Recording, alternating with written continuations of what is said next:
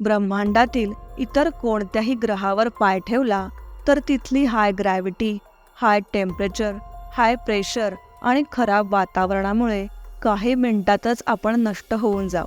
अशा ठिकाणी आपण टिकूच शकणार नाही. त्यामुळे मी जर तुम्हाला विचारलं, या संपूर्ण ब्रह्मांडात जीवनाच्या उत्पत्तीसाठी सर्वोत्तम ग्रह कोणता आहे, तर तुमचे उत्तर पृथ्वी हेच असेल. पण जर मी तुम्हाला सांगितलं, या ब्रह्मांडात पृथ्वीपेक्षाही चांगले असे ग्रह आहेत, ज्यांचे वातावरण आपला नाश करणे तर दूरच, तर ते आपले आरोग्य निरोगी बनवेल. असे ग्रह ज्याला आपण सुपर अर्थ म्हणू शकतो.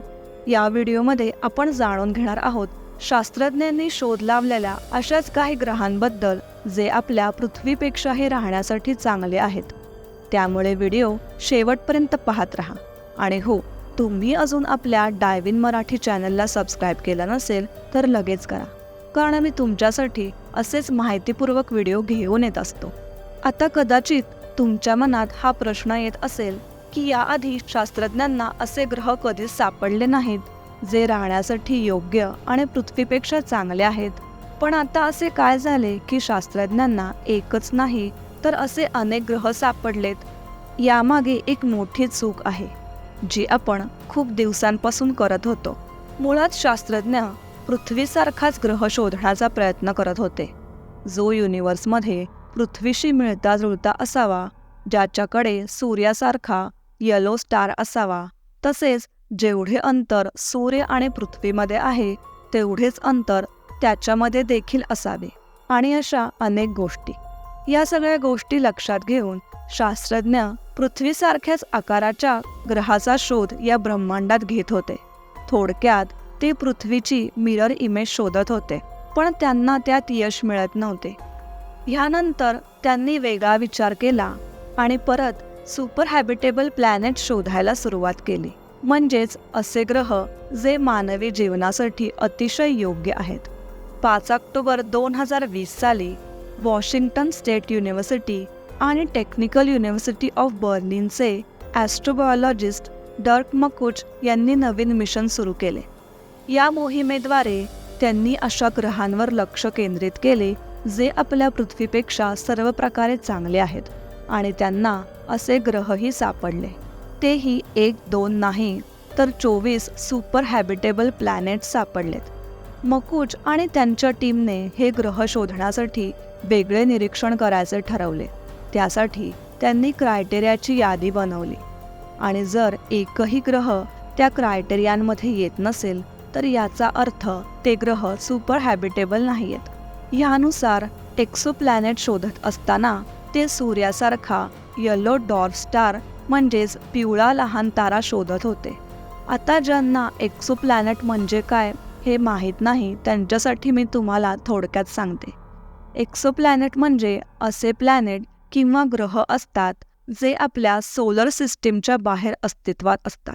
पण यावेळी एक्सोप्लॅनेटचा शोध घेत असताना शास्त्रज्ञ येलो डॉर्फ स्टार बरोबरच ऑरेंज डॉर्फ स्टार म्हणजेच केशरी लहान तारा देखील शोधत होते. ऑरेंज डॉर्फ हा येलो डॉर्फच्या आकाराच्या तुलनेत लहान असतो, तसेच थंड आणि मंद असतो, आणि या ऑरेंज डॉर्फमुळे त्याच्या हॅबिटेबल झोनमध्ये असलेले ग्रह सुपर अर्थच्या कॅटेगरीमध्ये येतात.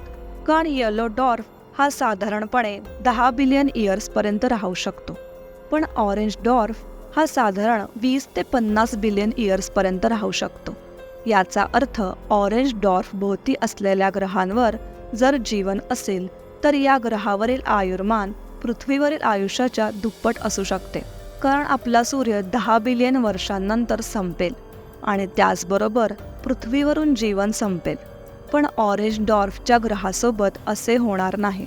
आता शास्त्रज्ञ ज्या एक्सोप्लॅनेटचा शोध घेत आहेत त्याचा आकार पृथ्वीपेक्षा 1.5 ते 2 पट मोठा असावा.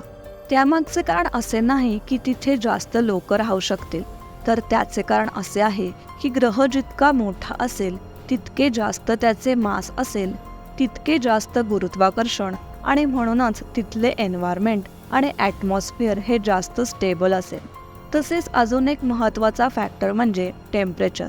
कारण कोणत्याही ग्रहाचे तापमान जास्त असेल तर इनडायरेक्टली त्याचे प्रेशर पण जास्त असेल, ज्यामुळे अति तापमानात टिकणे कठीण होईल.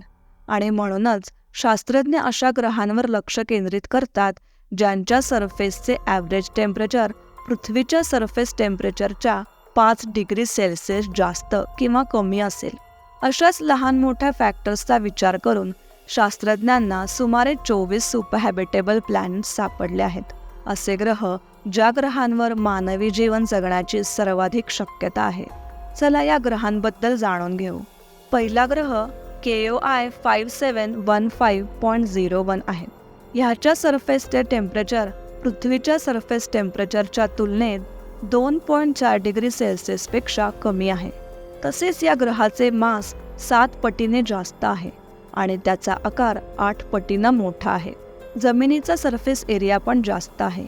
तसेच मास देखील जास्त असल्यामुळे इथली ग्रॅव्हिटी पण जास्त आहे. या सर्व कारणांमुळे त्या ग्रहाचे वातावरणही बऱ्यापैकी स्थिर आहे. आता जर आपण पाण्याबद्दल बोललो तर होस्टार आणि त्याच्या ग्रहांमधील अंतर पाहता तिथे मोठ्या प्रमाणात पाणी उपलब्ध असल्याचा अंदाज शास्त्रज्ञांनी व्यक्त केला आहे, जी एक मोठी गोष्ट आहे. दुसरा ग्रह आहे KOI 5554.01. या ग्रहाचे सरफेस टेम्परेचर 27 डिग्री सेल्सिअस इतके आहे. याचा अर्थ माणसाला जगण्यासाठी योग्य आहे. आता इथे जमिनीच्या टेक्टोनिक प्लेट्सच्या हालचालींमुळे नायट्रोजन सायकल सतत चालू राहते. आता तुम्ही म्हणाल की आपल्याला इथे जगण्यासाठी नायट्रोजनची काय गरज? कारण आपल्यापैकी बहुतेकांना असे वाटते की कुठेही अधिक ऑक्सिजन असणे सर्वात महत्त्वाचे आहे. पण खरं हे आहे की पृथ्वीवर सर्वात जास्त नायट्रोजन आहे. हवेतही 70% अधिक नायट्रोजन असतं आणि हे नायट्रोजनच प्रोटीन आणि DNA सारख्या केमिकल फॉर्ममध्ये कन्वर्ट होते, ज्यामुळे इथे माणसांना जगण्यासाठी आदर्श परिस्थिती निर्माण होते. ल्युटेन बी 2017 पहिल्यांदाच या ग्रहाचे निरीक्षण करण्यात आले. त्यानंतर असे दिसून आले की त्यावर फक्त पाणीच नाही तर कोणत्याही जीवसृष्टीला जगण्यासाठी आवश्यक असलेल्या सर्व गोष्टी आहेत, जसे की हायड्रोकार्बन्स आणि अमिनो ॲसिड देखील मोठ्या प्रमाणात आहे. हा ग्रह मानवी वस्तीसाठी इतका चांगला आहे की संशोधनानुसार त्याच्या परिपूर्णतेमागे एलियन्सचा हात असल्याचे म्हटले जात आहे. आणि या शक्यता लक्षात घेऊन मेटी ऑर्गनायझेशनने ऑक्टोबर 2017 आणि 2018 या ग्रहावर अनेक संदेश पाठवले. एका मेसेजमध्ये वेगवेगळ्या वाद्यांचा आवाज आणि दुसऱ्या मेसेजमध्ये युनिव्हर्समध्ये आपल्या लोकेशनचे एक सायंटिफिक ट्युटोरियल आहे, जेणेकरून या ग्रहावर बुद्धिमान जीवन अस्तित्वात असेल तर आपल्याला एक दिवस नक्कीच त्याबद्दल कळेल. आपण युनिव्हर्समध्ये असलेल्या सुपर हॅबिटेबल प्लॅनेट्सबद्दल जाणून घेतले, पण आता मी तुम्हाला अशा एका ग्रहाबद्दल सांगणार आहे जो की आपल्या सोलर सिस्टीममध्येच आहे. तो आहे कॅलिस्टो, ज्युपिटरचा सेकंड लार्जेस्ट मून. या इमेजमध्ये तुम्ही हा पांढरा स्पॉट पाहत आहात, हा बर्फ आहे जो या चंद्रावर आहे. सुरुवातीला या चंद्राला डेड इनॅक्टिव्ह रॉकी बॉडी म्हणून घोषित केले होते, पण नंतर 1990च्या दशकात हे सिद्ध झाले की कॅलिस्टोच्या आईस सरफेस खाली खारा महासागर आहे आणि लवकरच या महासागराच्या पाण्याचा रॉकेट प्रॉपेलंट्स बनवण्याच्या प्रक्रियेत वापर केला जाणार आहे. आणि एवढेच नाही तर ॲस्ट्रोनॉमर्स म्हणजेच खगोलशास्त्रज्ञांनी या चंद्राच्या वरचे वातावरण देखील शोधले आहे आणि त्यांचा अंदाज आहे की या चंद्रावर मानव सहज श्वास घेऊ शकतो. इथे फक्त एक लहान समस्या आहे आणि ती म्हणजे ज्युपिटरवरून जास्त प्रमाणात येणारे रेडिएशन. आपण जर यावर उपाय शोधला तर कॅलिस्टो हा सुपर हॅबिटेबल प्लॅनेट होऊ शकतो, कारण इथे कमी वातावरण, पाणी आणि कमी गुरुत्वाकर्षण हे सगळेच आहे. तर मित्रांनो, तुम्हाला काय वाटतं, भविष्यात मार्सनंतर कॅलिस्टोवर माणसांसाठी नवीन घर होऊ शकते का? हे आम्हाला कमेंट करून नक्की सांगा.